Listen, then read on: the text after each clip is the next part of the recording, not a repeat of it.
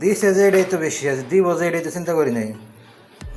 এখানে থেকে থেকে ওদের জীবন নাশ করব, তারপর যেদিন আমাদের স্বার্থ উদ্ধার হবে সেদিন আমরা সুন্দর করে চলে যাব আমাদের কাজ শেষ করে। তখন আর এখানে থাকার দরকার নেই। যতদিন পর্যন্ত এদেরকে ধ্বংস না করতে পারি এবং আমাদের স্বার্থ উদ্ধার না হয়, ততদিন পর্যন্ত আমরা স্বামী স্ত্রী এখানেই থাকবো। তাদের হাজব্যান্ড ওয়াইফ। এখন 3টা তো রুটি দিতে হয়, কি করবে এখন? 3টা রুটি যেহেতু মাপ 3টা রুটির, এখন 3টাকে কি করা যায়? এটাকে বানাইছে যে ক্যারাম বোর্ডের গুটির মতো বানাইছে সাইজ। অর্ধেক ডিম দিয়ে তো এই রুটি আমি এমনিতেও খেতে পারতাম না। আর তাছাড়াও রুটির সাইজ দেখেন, দিনকে দিন রুটির সাইজ কেমন হচ্ছে দেখেন। তুষারে দেখে কি, তুষার কি বিশেষ দেখার মতো কেউ নাকি? আজকের ব্লগ এখান থেকেই শুরু করছি। নাস্তার টাইম হয়েছে, 12টার কাছাকাছি বাজছে। আজকে শুক্রবার, 12টার কাছাকাছি বাজার পরেও সে যে কি বাজে অবস্থা। আসলে আমার কাছে বাজে হলে কি হবে, এই ছোট লোকের বাচ্চা, বস্তির বাচ্চা, মানুষের বাড়িতে বাড়িতে আশ্রিত থেকে বড় হয়েছে, তো এদের কাছে এটাই হচ্ছে স্ট্যান্ডার্ড লেভেল।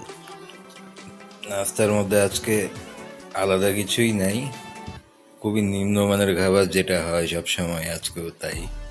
হয়তো তাদের জন্য আলাদা কিছু হচ্ছে, তারা আর একটু দেরিতে করবে। আমাদেরকে এটা দিয়ে কোনো মতো বিদায় করে দিয়েছে, তাদের নাস্তা তো আলাদা কিছু একটা হবে। ফ্রোজেন পরোটা বা এই জাতীয় কিছু একটা আছে, এটা নিশ্চিত। এখন যাই হোক, একটা কিছু দিয়ে নাস্তাটা কোনো মতো চালিয়ে নিতে হবে। নাস্তা দিয়ে বিলাসিতা করার কোনো সুযোগ নেই।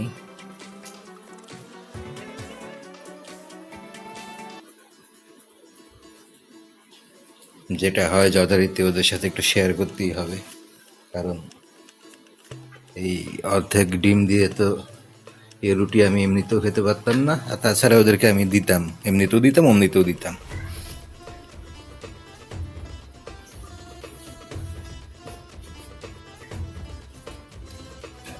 ওই আর কি, কোনো মতো একটু খাওয়া দরকার, তাই খাবো, হালকা একটু মুখে নিতে হয়, তাহলে কি খেয়ে চা খাবো এইটা আর কি, খাওয়ার মতো একটা কিছু লাগবে। সকালের খুব নিম্নমানের নাস্তার পরে দুপুরে লাঞ্চ দিয়েছে এই নোংরা মহিলা বেলা বিকাল 4টার দিকে, বলতে গেলে হ্যাঁ 4টার আগে তো কখনোই আমাদের লাঞ্চ নিতেও হয় না।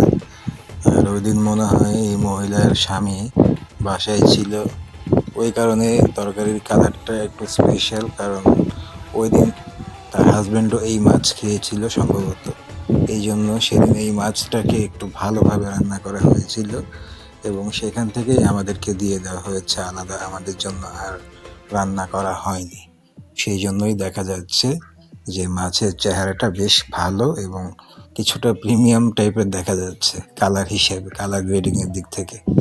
এর কারণ হচ্ছে ওই দিন তারাও এই একই মাছ খেয়েছিল, যেহেতু তারাও খেয়েছে সেই জন্য এই মাছের চেহারা খুব ভালো। মানে তরকারিতে সাধারণ যে মশলা বা তরকারি যে কষানো বা ওয়েল প্রসেস করা, ওয়েল কুক করা সব কিছুই সেদিন ঠিকমতো হয়েছে, কারণ তারাও সেদিন এটাই খেয়েছিল। যদি তারা না খেত তাহলে এটা আলাদা করে করা হতো আমাদের।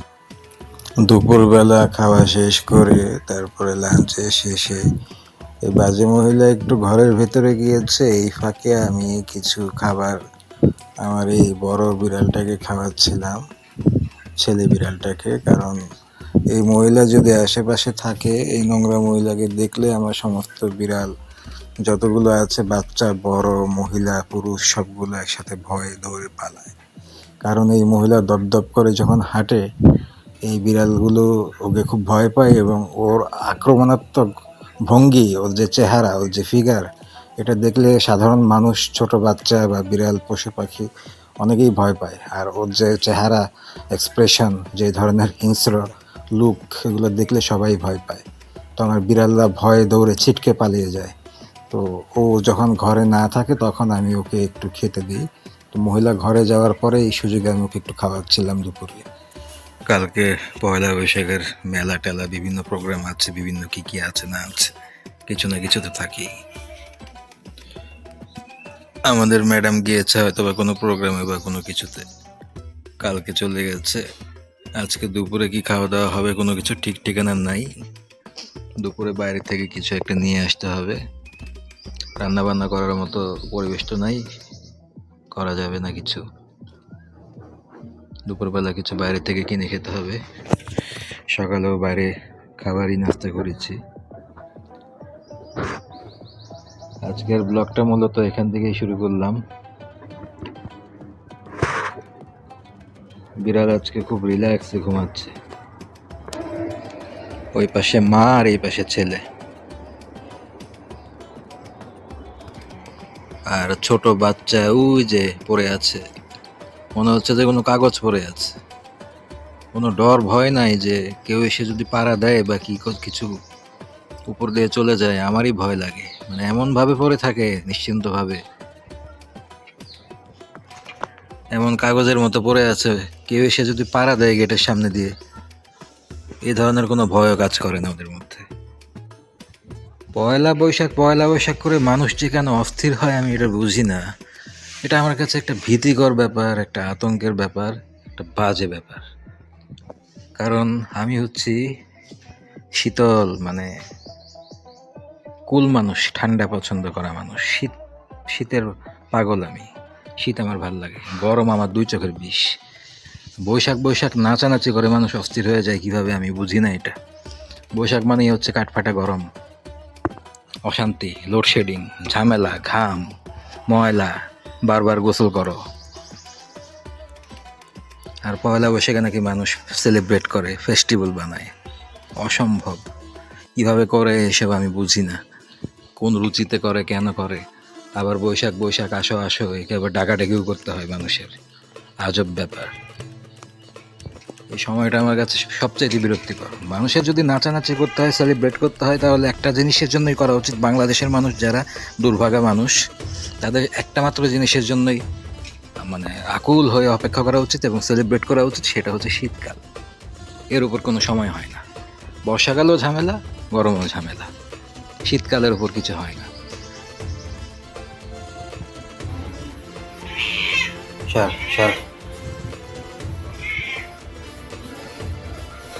আমি যে বলি এই নোংরা মহিলা বাসায় থেকে কি ধরনের পলিটিক্স করে, নোংরামি করে, কাপড় খোলার জন্যই যে এই বাসায় পড়ে আছে শুধুমাত্র, এই কথাটা অনেকেই ভালোভাবে নেয় না।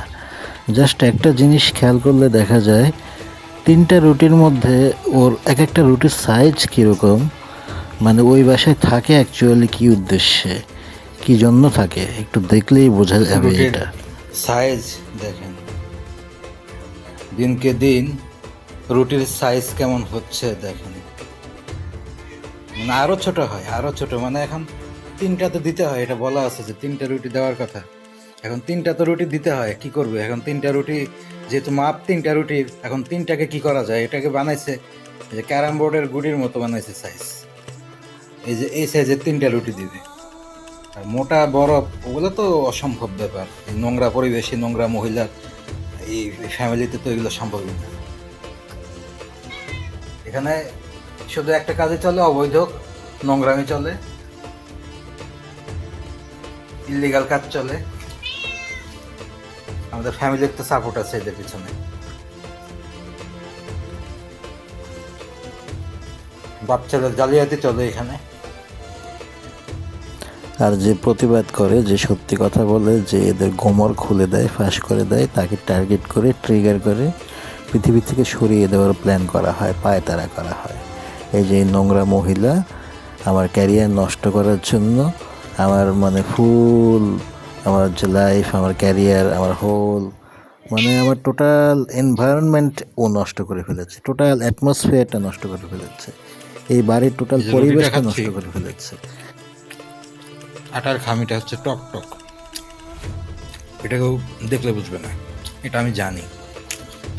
কারণ এই রুটির আজকে এটা নতুন করে মাখানো হয়নি। এই খামি কবে বানিয়েছে তার কোনো ঠিক নেই। অথবা কোনো দিনের বাসি পলিথিন দিয়ে পেঁচে রেখেছে, অথবা রান্নাঘরে খুলে ফেলে রেখেছে, ওটা দিয়ে আজকে রুটিটা বানিয়েছে নিশ্চিত। কারণ একটা টকটক গন্ধ আছে। এটা তো সে খাবে না।